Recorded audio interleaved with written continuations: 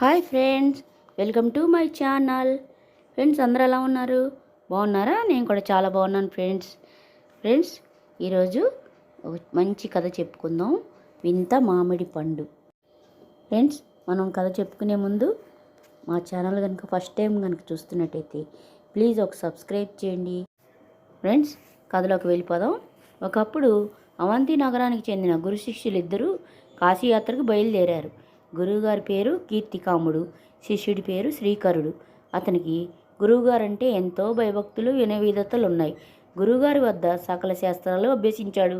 కాశీ వరకు ఒంటరిగా పోలేక శిష్యుడిని తోడు తీసుకొని ప్రయాణమయ్యాడు కీర్తికాముడు. ఆయనకి నడు వయసు దాటింది. శ్రీకరుడు యువకుడు. ఇద్దరు పల్లెల్ని పట్టణాలని దాటి దట్టమైన అడవిదారుల్లో ముందుకు సాగిపోతున్నారు. ఉదయంతోనే ప్రయాణం ప్రారంభించి చీకటి పడేలోపు ఏదో ఒక సురక్షితమైన చోట బస చేసేవారు. అలా వారం రోజులు సాగింది వారి ప్రయాణం. 8వ రోజు తిరిగి ప్రయాణం మొదలుపెట్టారు. ఆ రోజు ఎండ మరీ ఎక్కువగా ఉంది. మధ్యాహ్నానికే గురు శిష్యులు అలసిపోయారు. పైగా తినడానికి దారిలో మంచి ఫలాలు కూడా ఏమీ లభించలేదు. భోంచేసి అప్పటికే 3 రోజులైంది. విశ్రాంతికి అనువైన చోటు కోసం చూస్తుండగా వారికి సువాసనలు వెదజల్లుతున్న మామిడిపండు వాసన నోరూరించింది. ఆ సమీపంలోనే ఎక్కడో మామిడి వృక్షం ఉందని గ్రహించారు. దాన్ని వెతుకుతూ ముందుకు సాగారు. కొద్ది దూరంలోనే ఒక గున్న మామిడి చెట్టు వాడికి కనిపించింది. విచిత్రంగా చెట్టుకు ఒక గాయ కానీ పండు కానీ లేదు. నేల మీద మాత్రం చక్కగా పండిన ఒకే ఒక్క మామిడి పండు కనిపించింది. అది చెట్టు నుండి రాలిపడిందని గ్రహించారు. శిష్య, ఈ పూటకు ఈ పండు తిని సరిపుచ్చుకుందాం. ఇక్కడే చెట్టున విశ్రాంతి ఎండవేడిమికి తగ్గాక ముందుకు పోదాం అన్నాడు గురువుగారు కీర్తికాముడు. గురువుగారు, ఉన్నది ఒక పండే, మీరే తినండి, నాకు పర్వాలేదు అన్నాడు శ్రీకరుడు. అలా కాదులే అంటూ పండును చీల్చి గుజ్జుతో ఉన్న టెంకను శిష్యుడికిచ్చి మిగిలిన గుజ్జుతో ఉన్న తోలును గురువు తిన్నాడు. ఆ పండు అద్భుతమైన రుచిగా ఉంది. శ్రీకరుడు టెంకను చీకుతుండగా పొరపాటున అది గొంతు దాటి కడుపులోకి పోయింది. సరిగ్గా అప్పుడే తడి దుస్తులతో అక్కడికి వచ్చాడు ఒకతను. చూస్తే ఎవడో సిద్ధుల్లా గెడ్డం మీసాలతో బక్క చిక్కి ఉన్నాడు. అతను వస్తూనే అక్కడ నేల మీద మామిడి పండు కనిపించక కంగారు పడుతూ ఇద్దరు వెంక చూశాడు. ఇక్కడ మామిడి పండు ఏమైంది అని అడిగాడు. ఇప్పుడే స్వామి, చెట్టు నుండి రాలిపడిన పండు అనుకుని మేము తినేసాం. ఏమైనది అని అడిగాడు గురువుగారు కీర్తికాముడు. ఏమైందంటే ఏం చెప్పను అంటూ బాధగా చూశాడు ఆ సిద్ధుడు. దేనికైనా అదృష్టం ఉండాలి. చేతికి అందింది నోటికి అందంటారు. అందుకే ఇది మామూలు మామిడి చెట్టు కాదు. 12 ఏళ్ళకి ఒకసారి ఒకే ఒక పండునిస్తుంది. ఈ రోజు కోసమే 12 ఏళ్ళుగా ఎదురు చూస్తున్నాను. చెట్టు నుంచి రాలిన తర్వాత ఈ పండు తినాలి. పండు రాలడం చూసి ఆనందించాను. నట్టడవిలో ఎవరు వస్తారనే నిర్లక్ష్యంతో శుచిగా స్నానం చేసి వచ్చి ఫలాన్ని ఆరగిద్దామని వాగు వద్దకు వెళ్ళాను. తిరిగి వచ్చే లోపల మీ పరమైనది నాకు ప్రాప్తి లేదు అంతే అన్నాడు బాధగా సిద్ధుడు.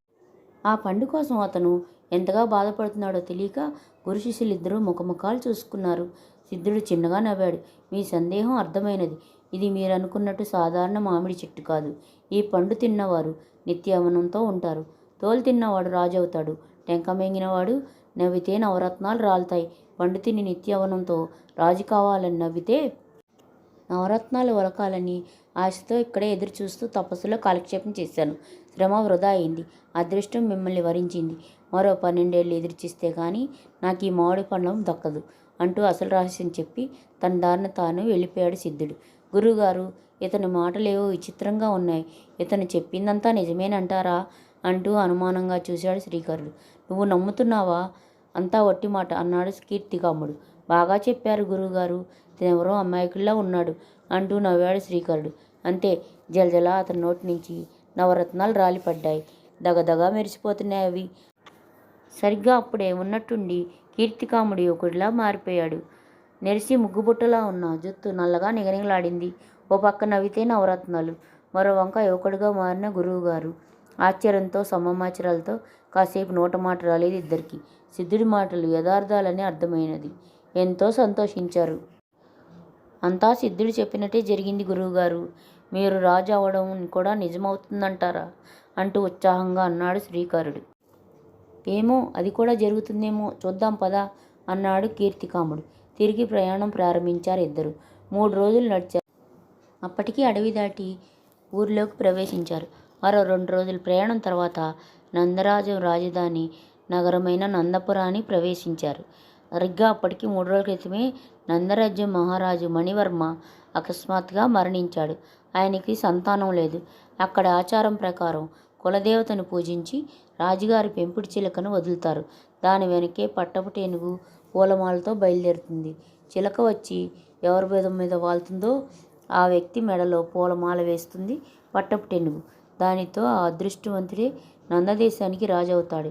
ఈ విషయాలేమీ తెలియని గురు శిష్యులు నందపురంలో ప్రవేశించగానే పట్టణ వీధుల్లో కోలాహలంగా ఉంది. అప్పటికే అదేమిటో తెలుసుకుందామని లోపల అందమైన చిలక వచ్చి కీర్తికాముడి భుజం మీద వాలింది. అంతే, కొత్త మహారాజుకి జై అంటూ ప్రజలు జయఘోష ఆరంభించారు. అంతలో వడివడిగా వచ్చిన పట్టపు టేనుగు అతడి మెడలో పూలమాల వేసి నేలకు వాలి కూర్చుంది. ఏనుగు వెంట వచ్చిన వారు కీర్తికాముడిని అంబారీలోకి ఎక్కించారు. ఏనుగు కోటకు బయలుదేరింది. శరవేగంతో సాగిన ఈ ఘటనకు గురువుగారు, కీర్తికాముడు శిష్యుడు శ్రీకరుడు కూడా ఆశ్చర్యపోయారు. ఏనుగు వెంట కోలాహలంగా బయలుదేరిన జనసందోహం మధ్య గురువుగారిని అనుసరించడం కానీ మాట్లాడడం కానీ శ్రీకరుడికి సాధ్యపడలేదు. మహిమగల మామిడిపండు తొక్కమింగిన ఫలితం ఊరికే పోలేదు. నందరాజ్యానికి రాజు అయిపోయారని శ్రీకరుడు గ్రహించాడు. ఈ సంఘటన జరిగిన 3వ రోజే కీర్తికాముడికి పట్టాభిషేకం జరిగింది. సింహాసనం అధిష్ఠించాడు. గురువుగారిని కలవాలని శ్రీకరుడు ఎంత ప్రయత్నించినా సాధ్యం కాలేదు. అతడి కోటలో ప్రవేశం లభించలేదు. గురువుగారి కాశీయాత్ర మధ్యలోనే ఆగిపోయింది.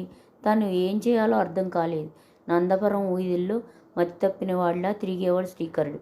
గుడి దగ్గర సత్రం అరుగుల మీద వారం రోజులు కాలక్షేపం చేశాడు. ఎంత ప్రయత్నించినా గురువుగారిని కలుసుకోవడం సాధ్యం కాలేకపోయింది. ఓ రోజు సాయంకాలం వేళ మేడ ముందు అరుగు మీద కూర్చున్నాడు శ్రీకరుడు. ఆ సమయంలో ఎదురుగా వీధిలో 2 పిచ్చివాళ్ళు చిత్ర విచిత్రంగా వాదులాడుకుంటున్నారు. వాళ్ళ గొడవ చూసి పక్కన నవ్వాడు శ్రీకరుడు. అంతే, అతని నోట్లోంచి నవరత్నాలు జాలిబారాయి. సరిగ్గా అప్పుడే ఆ భవంతి గవాక్షం నుంచి ఆ దృశ్యాన్ని చూసింది ఓ యువతి. అందమైన శ్రీకరుడిలో విశేషం గ్రహించినదై పరుగుపరున వచ్చి నవరత్నాలు ఏరుకొని అతన్ని ఇంట్లోకి లాక్కుపోయింది. ఆమె పేరు మధుమాలిని. ఆ ఇల్లు ఒకప్పటి రాజనర్తకి ప్రియంవదకు చెందినది. ప్రస్తుతం అక్కడ ప్రియంవద, ఆమె అందమైన కూతురు మధుమాలిని నివసిస్తున్నారు. శ్రీకరుడికి తలారా స్నానం చేయించి కొత్త బట్టలు ఇచ్చినది మధుమాలిని. తల్లి ప్రియంవద కోట నుంచి తిరిగి రాగానే జరిగిందంతా చెప్పింది. ఆమె మరింత సంతోషించింది. తల్లి కూతురు శ్రీకరుడిని అనేక సార్లు నవ్వించి నవరత్నాలు ఏరుకున్నారు. ఇక శ్రీకరుడికి అదే నివాసమైపోయినది. మధుమాలిని వలపు మైకంలో సోలిపోయాడు. రోజులు హాయిగా గడిచిపోతున్నాయి. ఎలాగైనా శ్రీకరుడి చేత అతడు నవ్వితే నవరత్నాల రహస్యం తెలుసుకోవాలని మధుమాలిని ఎంతో ప్రయత్నించింది. కానీ శ్రీకరుడు చెప్పలేదు. కానీ ఒకరోజు రాత్రి ద్రాక్షారసం తాగిన మత్తులో తనకు తెలియకుండానే జరిగింది చెప్పేశాడు. తను మింగిన వింత మామిడిపండు టెంక మహిమ వలన తను నవ్వితే నవరత్నాలు రాలుతున్నాయి అన్నాడు. ఈ సంగతి తెలిసి వేశ్యమాత ప్రియంవద సంతోషించింది. ఎలాగైనా అతని కడుపులో టెంకని సంపాదించాలనుకుంది.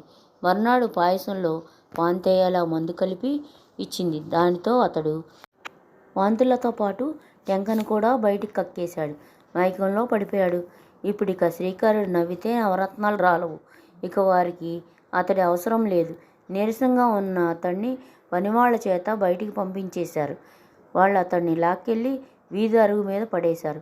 కాసేపటి తర్వాత కోలుకున్నాడు శ్రీకరుడు. వెళ్ళి తలుపు తట్టినా మధుమాలిని తలుపు తీయలేదు. వాళ్ళు తనని మోసం చేశారని అర్థం కాగానే ఇక అక్కడ ఉండలేకపోయాడు. అప్పటికప్పుడే నందపురం వదిలి పశ్చిమంగా సాగిపోయాడు. 3 రోజుల తర్వాత నందరాజ్యం సరిహద్దుల్లోని ఒక పాడుబడిన గుడిని చేరుకున్నాడు. గురువుగారు లేరు. ఏం చేయాలో తెలియదు.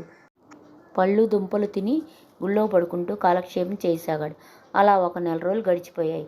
ఒకరోజు ఉదయం లేచేసరికి తన గురువుగారు కీర్తికాముడు అటుగా నడుచుకుంటూ వస్తూ కనిపించాడు. అంతేకాదు, అతని యథారూపంలో ఉన్నాడు. గడ్డాల మీసాలు నెరిశాయి. ఏం జరిగిందో అర్థం కాలేదు. అతడి యవ్వనం ఏమైపోయింది? రాజ్యం ఎలా పోయింది? గబగబా ఎదురెళ్ళి గురువుగారిని తీసుకొచ్చి గుడి అరుగు మీద కూర్చోబెట్టాడు. ఏం జరిగింది గురువుగారు అని అడిగాడు. నా సంగతి తర్వాత చెప్తాను, ముందు నీ సంగతి చెప్పు అన్నాడు ఆయన. శ్రీకరుడు తన అనుభవాన్ని చెప్పాడు. తల్లి కూతురు నాటకం ఆడి నా కడుపులో టెంక లాగేసుకున్నారు. ఇంకా అక్కడ ఉండలేక వచ్చేసాను అన్నాడు శ్రీకరుడు. కీర్తికాముడు భారంగా నిట్టూర్చాడు. నాది నీలాంటి కథే నాయనా.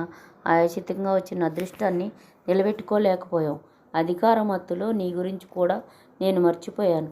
అందమైన రాజనర్తకి శ్యామలాదేవి వలపు మైకంలో పడిపోయాను. మత్తులో జరిగింది చెప్పేశాను. దానితో ఆ వగలాడి నా కడుపులోని మామిడి పండు తొక్క కోసం పానీయంలో వాంతుల మందులు కలిపి బయటపడేలా చేసింది. ఇది జరిగి 3వ రోజే పక్కదేశం రాజు నందరాజ్యం మీద దండెత్తి వచ్చాడు. యుద్ధంలో సైన్యం ఓడిపోయింది. నేను ఎలాగో చావు తప్పి పారిపోయి వస్తున్నాను. కడుపులోంచి తొక్క బయటపడగానే నా యవ్వనం పోయి యథారూపం వచ్చేసింది. ఇద్దరము స్త్రీ వ్యామోహంలో చిక్కి అదృష్టాన్ని కాలదన్నుకున్నాం.